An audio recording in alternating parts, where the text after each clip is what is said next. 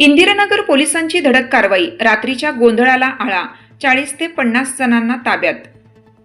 नाशिक शहरातील इंदिरानगर पोलीस ठाण्याच्या हद्दीत काही व्यक्तींकडून रात्रीच्या वेळी मद्यधुंद अवस्थेत सार्वजनिक ठिकाणी गोंधळ घालणे, नागरिकांना त्रास देणे आणि सार्वजनिक शांतता भंग होईल असे प्रकार घडत असल्याच्या पार्श्वभूमीवर इंदिरानगर पोलिसांनी विशेष कारवाई केली. वरिष्ठ पोलीस निरीक्षक मनोहर कारंडे यांच्या मार्गदर्शनाखाली दिनांक 15 जुलै 2026 रोजी राबवण्यात आलेल्या या मोहिमेत सुमारे 40 ते 50 व्यक्तींना चौकशीसाठी ताब्यात घेऊन इंदिरानगर पोलीस ठाण्यात आणण्यात आलं.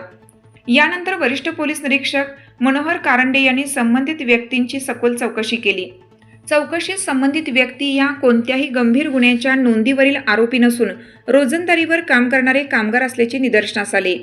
त्यानंतर त्यांना सार्वजनिक ठिकाणी शांतता व कायदा सुव्यवस्था अबाधित राखण्याबाबत समज देण्यात आली आणि पुढील काळात अशा प्रकारचे वर्तन न करण्याचा इशारा देऊन त्यांची सुटका करण्यात आली.